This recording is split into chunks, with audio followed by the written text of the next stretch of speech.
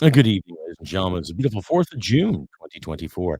Come up to this podcast, episode 288, Netflix tax. That's right. Streaming services will be taxed an extra 5%. And of course, Chrystia Freeland's nonsense. More non-answers from the queen of shoes and debauchery herself. All that and more for the podcast. Please stick around. Listener view discretion may be advised because I will smoke a cigarette, maybe swear, I don't know. But definitely make some funny faces at these leaders and just laugh at the buffoonery. See you in a bit. Hit it, sweetheart. Because I am hard, you will not like me. Yes, sir. There is no racial bigotry here. Here you are all equally worthless. From Western Canada, this is the Crusty Canuck podcast, a Canadian veteran's point of view on political, social, economic issues and life. Here's Crusty. That's right, ladies and gentlemen. Welcome to this next episode of the Crusty Canuck podcast for 4th of June, 2024. I'm your host, Crusty Canuck. That's right. Netflix tax, 5%. Interesting indeed. 5% to bring in a streaming service to this country. Now I'll read an article here from MSN there in regards to the whole logic behind it. But this podcast is also brought to you in part by and supported by the Veterans for Freedom Network. That's right. Stand to Veterans Freedom. Link will be in the description, ladies and gentlemen, and coming soon. Veterans for Freedom TV. That's right. Like-minded individuals such as myself, other veterans, entertained, retired to the status quo. Look for us on Veterans for Freedom TV coming soon. That's right, ladies and gentlemen. Hope we had a good night. Today at work was interesting enough to say the least. It was pretty wet, so we got a lot of work done in about 7.5, almost 8 hours. A lot of maintenance was needed to get done, so everything was good to go there. But still, it's only about 7.5, 8 hours. So I didn't get paid the big bucks for doing my usual 9 or 10 hour shift. However, it's this time of year and the market's open, so a lot of cattle are going to market. And well, I don't get paid as much, but I can't complain. I'm still gainfully employed. Just a reminder, too, if you'd like to hear what you see, ladies and gentlemen, please click like, subscribe. Do not hesitate to give a comment, give me a thumbs up, and pass this podcast all over your social media platforms. Share it around. Where you live in the world, share it around. You see this episode on YouTube, Rumble, wherever else you get your podcast, share it. Give me a comment, give me a thumbs up. Let me know how you think, ladies and gentlemen, as I'm getting a lot of incredible downloads on my Podbean application, and it's working out really fine. So if you want to say something, say hello, don't hesitate. Please send me an email. Links will be in the description there for you too to follow if you want to get in touch with me. So, as the Tether crowd said, a 5% tax on Netflix. Okay. And that's going to be starting, I think, this Canada. Now, they warned us about 2 years ago how they wanted big corporations to pay their fair share of taxes. We've all heard the rhetoric about who's got to pay their fair share and who doesn't pay their fair share. And the thing being, it's like government is creeping in our lives. That's all it is. Got to pay more for gasoline, more for heat and hydro, more for our water, and more for what we watch on FM television. Now, I can understand the fine print when it comes to protecting Canadian content. The thing is, there's a lot of corporations in this country that doesn't really promote a lot of Canadian content. CBC, eh? You do. You make mediocre shows that are garbage.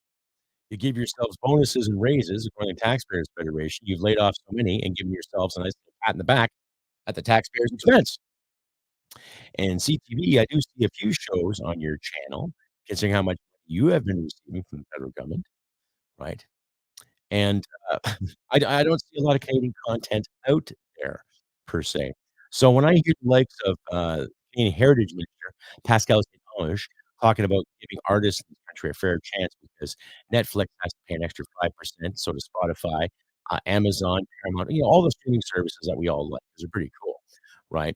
The idea is for them to pay 5%, which might generate roughly $200 million that will go to paying or creating Canadian content. Now, there's a lot you can make in this country with $200 million when it comes to making a TV show, like a drama, a sitcom, a sci-fi epic per se, maybe a period piece. And I'm not talking about Murdoch Mysteries. I'm talking about an actual period piece, right? How about an epic motion picture? How about an epic TV show, right?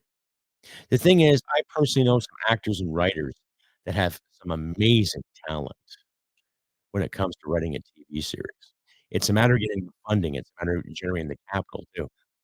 Because believe it or not, there's some producers out there that want you to do all the legwork. Well, they just wanna put their name on it and say, "Look what I did," right?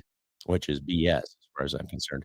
But to make a long story short, ladies and gentlemen, there's a lot of talent in this country that has to be discovered and developed by our means.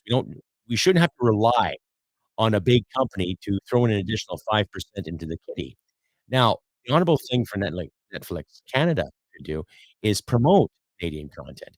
A lot of these big companies in every country they're in could probably volunteer to promote each culture's content and have it accessible. Now, there are a few spots in Netflix where you can find Canadian movies, where you can find Canadian dramas, okay, but you shouldn't have to go on a journey to find them, okay? And when it comes to Canadian motion picture and television, you shouldn't have to go on a journey in any major city to find them either too. It should be right there accessible. Considering the amount of money that CBC gets, they should have a hand in developing good homegrown content, regardless of an agenda, regardless of narrative, what's trendy today. You should get off your ass and make some good quality Canadian television. I remember as a kid some of the great TV shows that used to be on the air. You know, family oriented, mind you. You had the likes of Wayne and Schuster. They were on and off the air all the time. The Royal Canadian Air Force when it was actually funny. This Hour has 22 minutes when it was actually funny.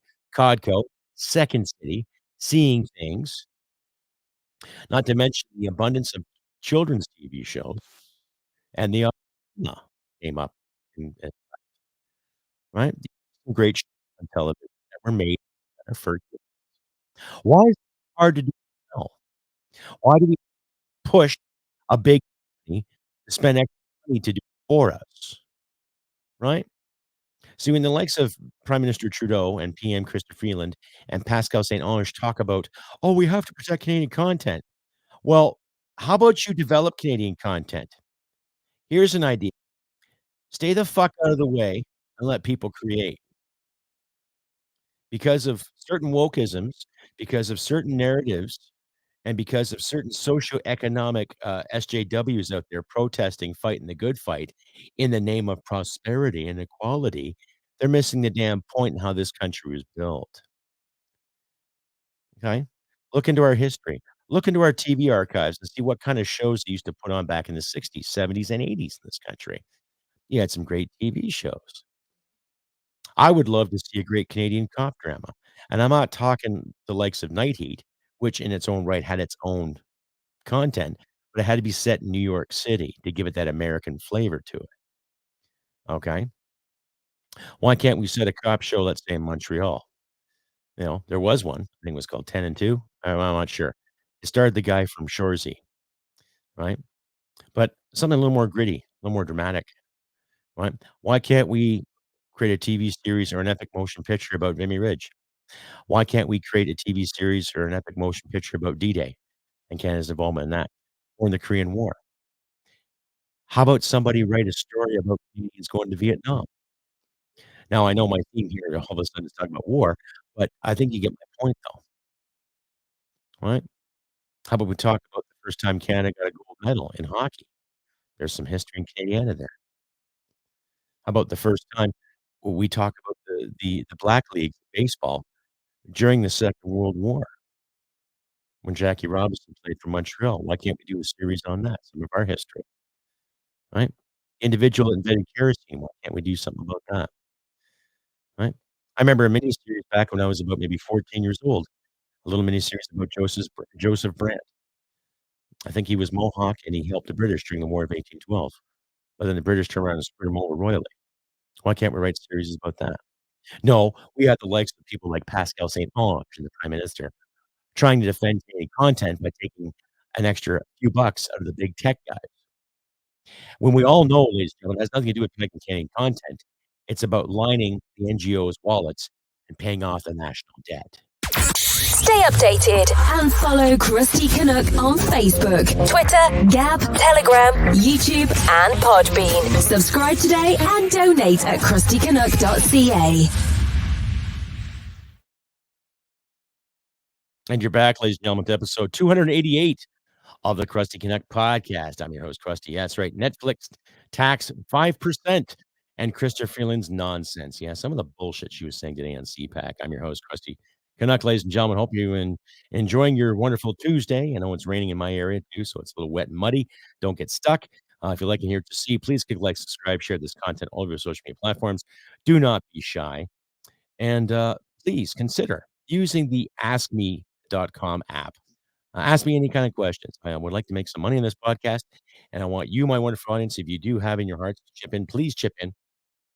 Use the links in the description or use the Ask Me app. Ask me anything you want to know.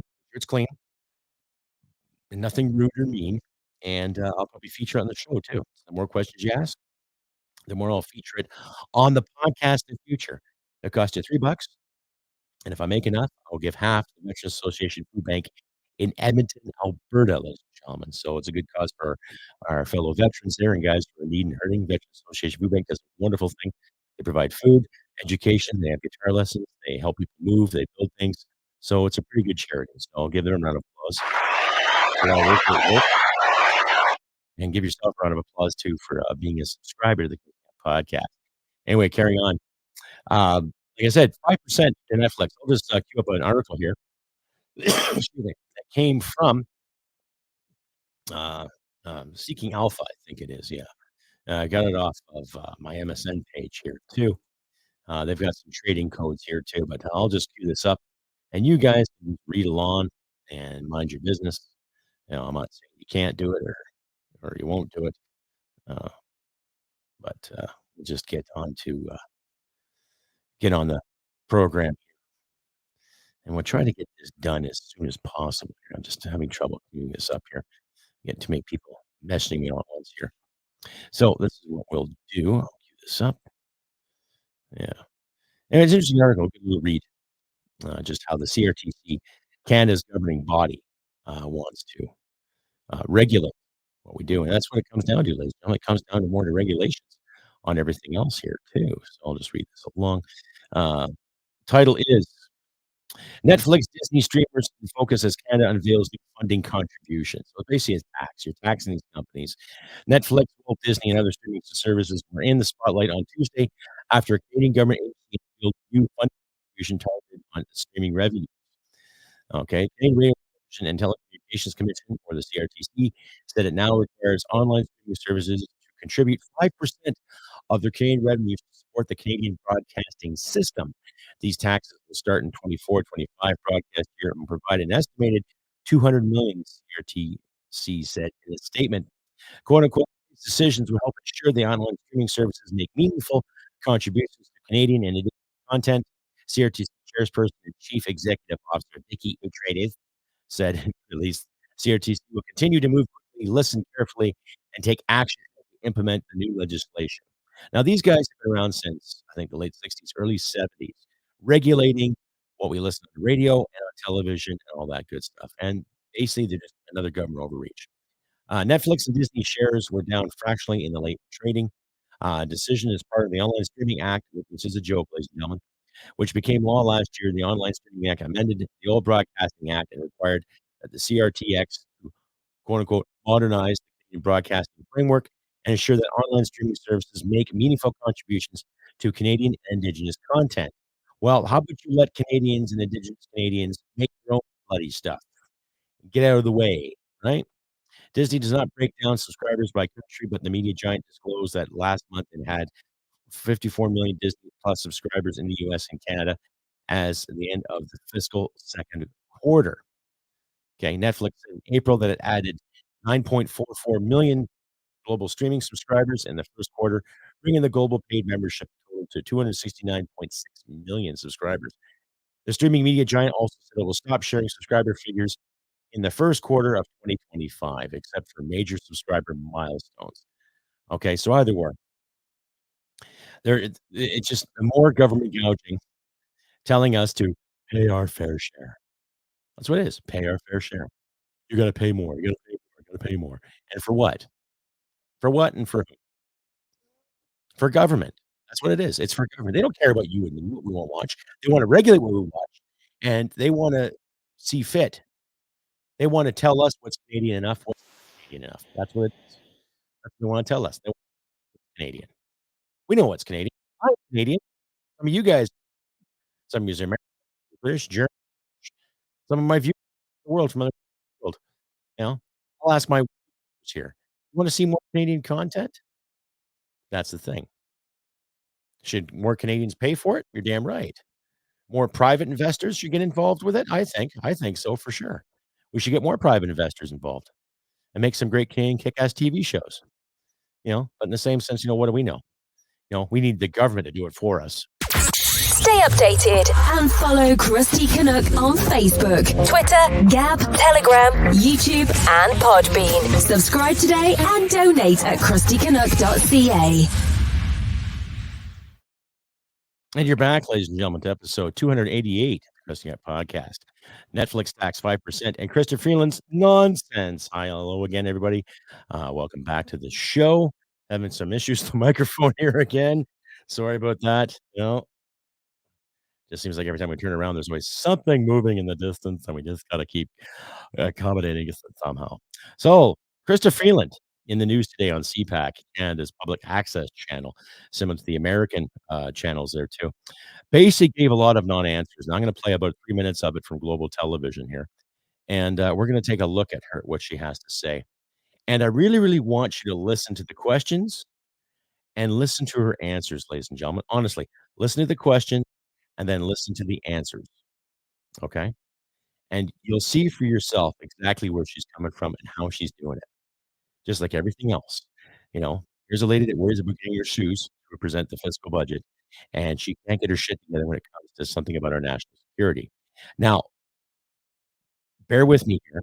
There have been people in our parliament that know exactly who's been colluding, who's been giving information to the Chinese and other interested parties. Now, when she's asked about this, really, really concentrate on how she's answering the question in return. I'll let you decide, ladies and gentlemen. It's just typical Chrystia Freeland fashion. Mr. Speaker, I don't know what to do. Mr. Speaker, whatever. Let's talk about democracy. And like I say, you guys watch for yourselves. Democracy thrives in sunlight, and you've talked about the attacks on democracy. And it's already been talked about that Canadians have lost confidence in our electoral system and our institutions, in part because of this foreign interference debate. Are you not concerned that by not releasing the names of the MPs who are involved and accused of what this committee is accusing them of, that you are further undermining confidence in the system? And why are we affording them that protection? So let me just start by saying I don't think Canadians have lost confidence in our democracy. Are Canadians concerned by foreign interference in Canada, by efforts to interfere in our democracy? Absolutely. And they should be. And I am too, and our government is as well. The fact that we are having this conversation, the fact that a cross-party committee has done this work, a cross-party committee convened by the Prime Minister has done this work and published this work, is a really important part of strengthening our democracy. And this is just one of many steps we've taken already in terms of strengthening our rules against foreign interference and the authorities we have to fight it. And, we are going to keep on going. I do also want to emphasize for us all, this is a new and different threat from what Canada has experienced in the past. That's why we need new. It's almost like she has to go to the bathroom, just the way she's tweaking and shaking her face. Ugh. Tools. And that is why our government is putting new tools in place. But we are very, very seized of this issue, even as we respect the rules that are in place when it comes to law enforcement and when it comes to confidentiality of security information. That's part of being a rule of law society too. Okay, but if we have potentially MPs still sitting in Parliament who this committee says wittingly participated with foreign governments to undermine our elections, does that not undermine Canadian confidence in our in our parliament and in our elections? I think Canadians recognize how lucky we are to be Canadian and how strong our democracy is. I think Canadians are smart and they recognize there is a very real threat.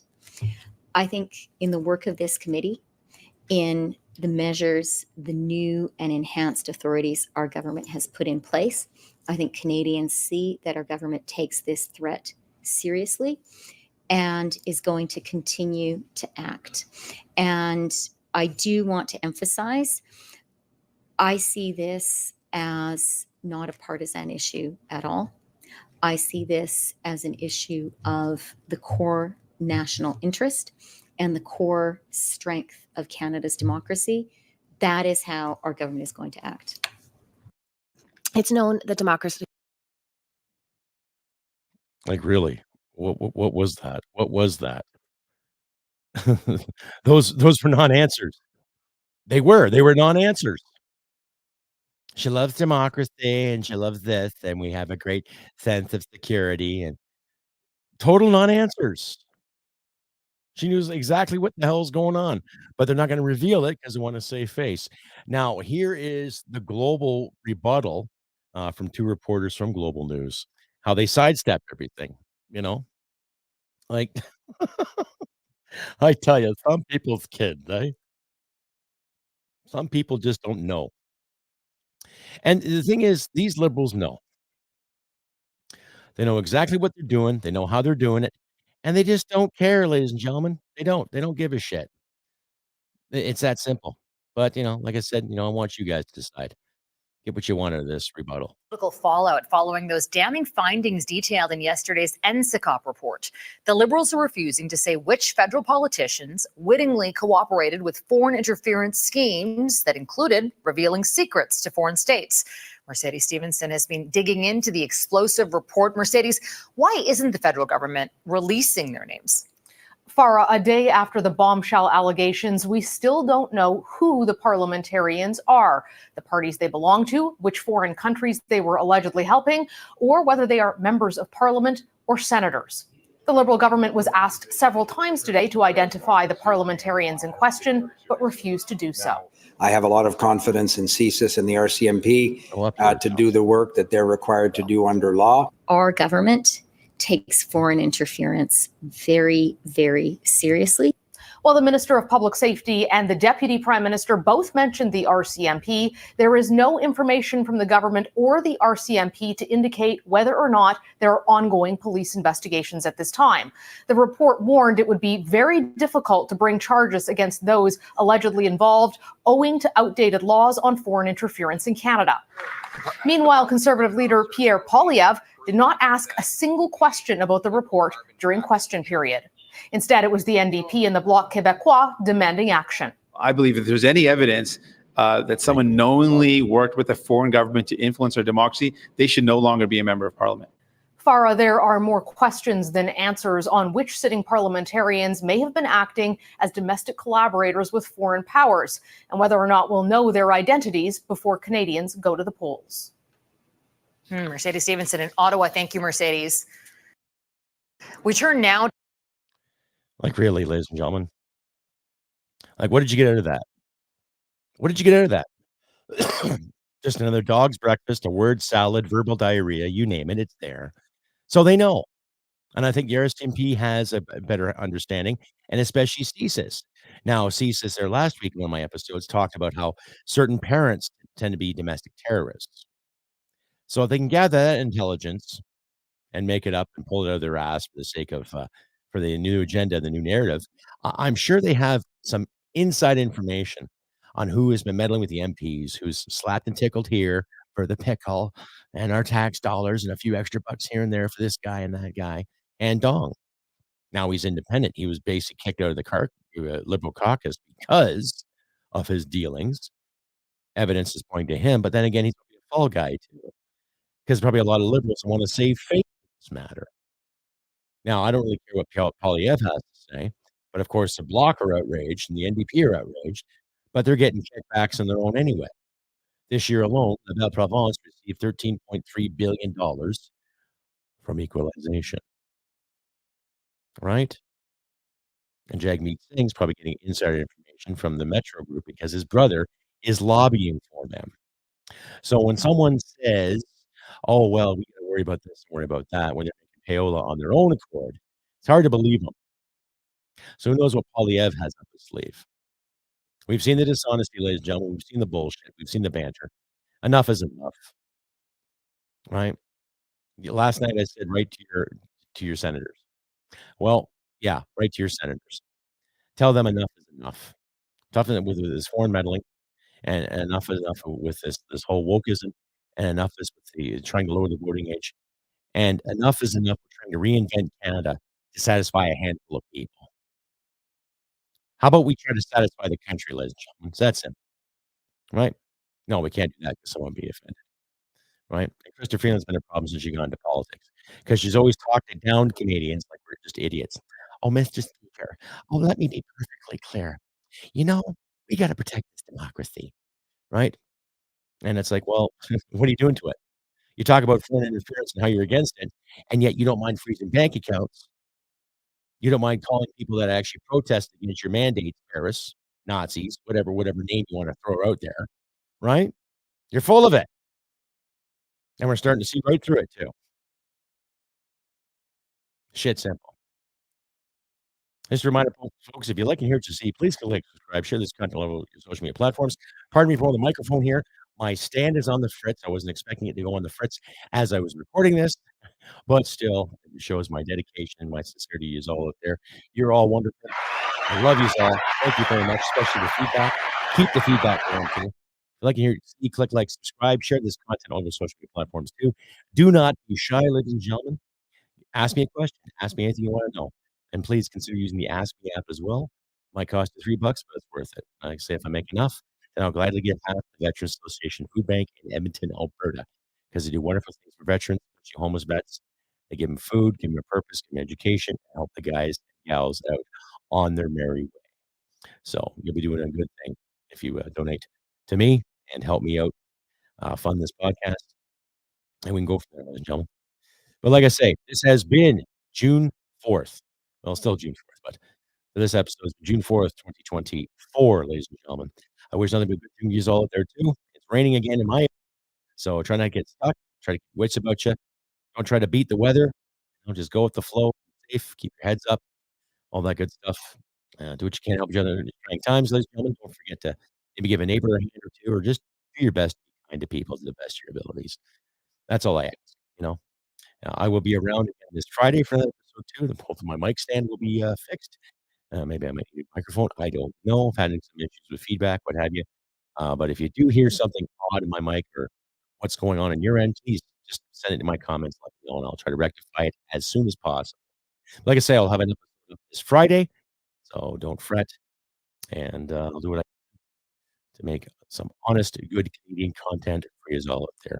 Once again, thank you to all the great comments on my last night's video. Please don't hesitate to give me a thumbs up and all that too. And share this around your social media platforms, ladies and gentlemen. And like I always say, humanity and merit wins the day.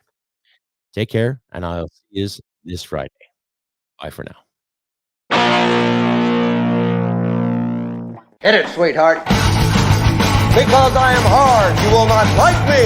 Yes, sir. There is no racial bigotry here. Here you are all equally worthless.